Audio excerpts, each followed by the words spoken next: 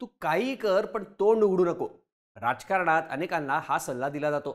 कारण अनेक नेत्यांचं काम चांगलं असतं, पण ते बोलून अडचणीत येतात. सध्या हाच सल्ला लक्ष्मण हाकेंना दिला जाईल असं दिसतंय. आणि तोंड उघडू नको असा सल्ला देईल कोण? तर धनगर समाजच. तर झालं असं की जरांगे पाटलांच्या आंदोलनानंतर मोठ्या प्रमाणात ओबीसी प्रवर्गात मराठा समाज येण्याची शक्यता निर्माण झाली आहे. जरांगे पाटलांच्या मागणीला विरोध म्हणून लक्ष्मण हाके सभा गाजवू लागलेत. ठिकठिकाणी मोर्चे घेऊ लागलेत. या मोर्चांना आणि सभांना चांगली गर्दी सुद्धा होते. लक्ष्मण हाकेंच्या मागे ओबीसी समाज उभा राहतोय असं चित्रही निर्माण झालं. पण आता त्यांनी नुकतंच केलेलं एक स्टेटमेंट वादात येऊ लागलंय. गेवराई तालुक्यातल्या सभेत लक्ष्मण हाकेंनी बोलताना जरांगे पाटलांना आणि एकूणच मराठा समाजाला आवाहन केलं. त्यात ते म्हणाले, कुणबी सर्टिफिकेटच्या जोरावर तुम्ही ओबीसी मध्ये आलात. आता ऐका, आमच्यातले आम्ही 11 क्वालिफाईड पोरं सुचवतो. आता आधी 11 विवाह आपल्या आपल्यामध्ये लावा. आता तुम्ही आमच्यामध्ये आला ना, आता काय जातपात राहिली आहे का? सगळे सोयरे राहिले का? आता पाटील, 100 कोळी, क्षत्रिय असं काही राहिलंय का? आता पहिल्यांदा 11 विवाह जाहीर करा. आमच्याकडं 11 पोरं तयार आहेत बरं का, असं लक्ष्मण हाके यांनी म्हटलं. आता प्रश्न पडू शकतो की यात विरोध करण्यासारखं काय? जाती अंतर्गत विवाह हे पुरोगामीपणाचं उदाहरणच. पण रोटीबेटी व्यवहार करू असं आवाहन न करता पोरी द्या म्हणणं हे पुरोगामित्व नक्कीच होत नाही. असो, पण आपला मुद्दा आहे तो म्हणजे लक्ष्मण हाकेंची ही वैचारिक बांधणी धनगर समाजालाच कशी अडचणीची ठरू शकते. धनगर समाजाचे प्रमुख नेतेच हाकेंना या मांडणीवरून आवर्त घ्यायला कसं सांगू शकतात, पाहूयात या व्हिडिओमधून. नमस्कार, मी शार्दूल आणि तुम्ही बघताय बोल भिडू. तर हाकेंच्या मांडणीतून पहिली अडचण येणार आहे ती धनगर समाजाच्या एसटी आरक्षणाच्या मागणी. सध्या राज्यात एनटीसी प्रवर्गात धनगर समाजाला 3.5% आरक्षण आहे, जे केंद्रात ओबीसी प्रवर्गात येतं.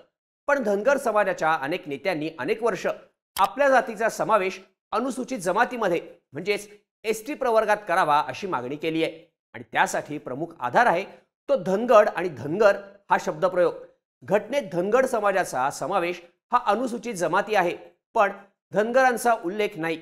यातील र आणि ड एकच असल्याचं सांगून आपला समावेश एसटी मध्ये करावा अशी ही मागणी. आता एसटी प्रवर्गात गेल्यानंतर धनगर समाजाला विधानसभेत, लोकसभेत राजकीय आरक्षणाचा लाभ देखील मिळतो. अधिकच्या सवलती मिळतात आणि अॅट्रॉसिटी सारख्या कायद्यांचं संरक्षण सुद्धा मिळतं. पण कायद्यानं हे र आणि ड एकच आहेत इतकंच सांगून चालत नाही. त्यासाठी धनगड आणि धनगर हे एकच आहे. धनगर समाजाची रचना अनुसूचित जमातीप्रमाणे अर्थात आदिवासींप्रमाणे आहे हे सिद्ध करावं लागतं. आणि तसे प्रयत्न धनगर समाजाचे अनेक नेते करत असल्याचा इतिहास आहे. महाराष्ट्र सरकारनं 1977 मध्ये धनगर समाजाचा अनुसूचित जातीत समावेश करावा अशी शिफारस केंद्राला केली होती, पण ती केंद्रानं परत पाठवली. पुढे 12 जून 1979 रोजी समाज कल्याण खात्याच्या उपसचिवांनी देखील तशी शिफारस केंद्राला केलेली. पण अनुसूचित जमातीत समावेश करण्यासाठी निकष महत्त्वाचे ठरतात आणि हीच गोष्ट धनगर समाजासाठी प्रमुख अडथळा ठरताना दिसते. राज्यात मंडल आयोग लागू झाल्यानंतर नव्यानं भटका विमुक्त असा प्रवर्ग करून धनगर समाजासाठी आरक्षण देण्यात आलं. तरीही एसटीची मागणी कायम राहिली. आता मूळ मुद्दा धनगड आणि धनगर एक आहेत का?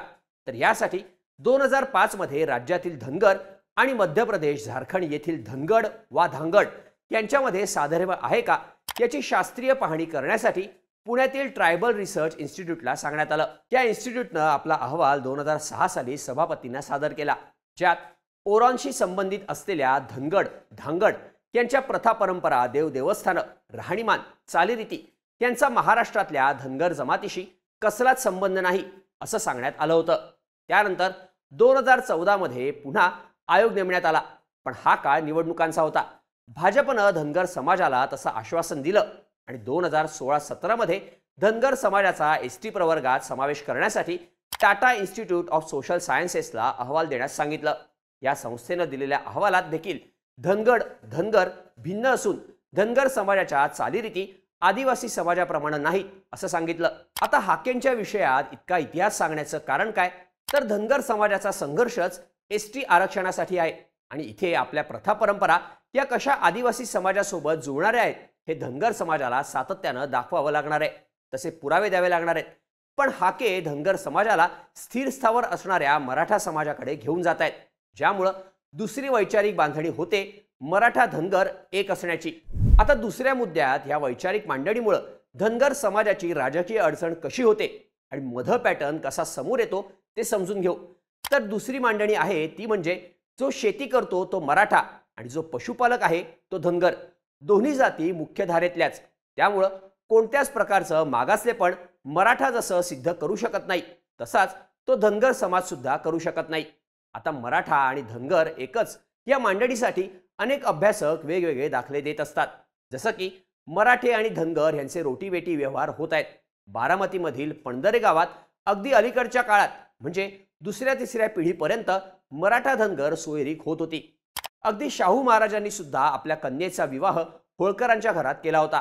याचा अर्थ मराठा आणि धनगर समाजाच्या चालीरीती, प्रथा, परंपरा, जीवनशैली एकच आहेत. आता या दिशेनं मांडणी होऊ लागल्यास धनगर समाजाच्या चालीरीती आदिवासी समाजासोबत जोडण्याचे जे प्रयत्न चालू आहेत त्यालाच घाला घातला जातो. आता हे फक्त इतक्यावरच अवलंबून आहे का? तर नाही.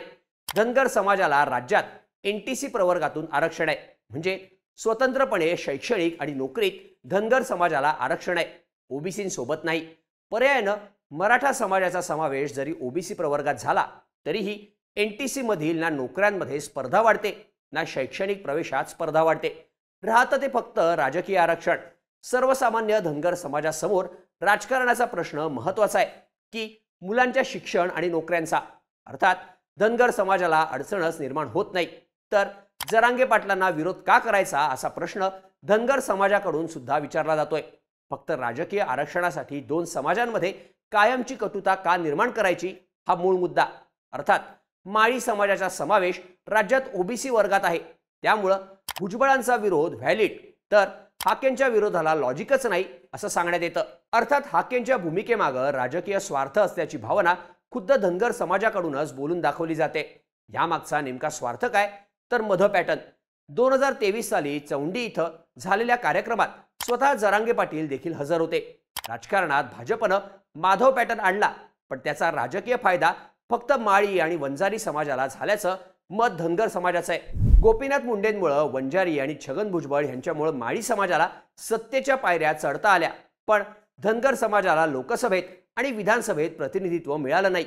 माधव पॅटर्ननं मराठा राजकारणासोबत धनगर समाजाला तोडलं, पण त्याच वेळी सत्तेच्या फायद्यात माळी आणि वंजारी समाजानं हवी ती स्पेस दिली नाही.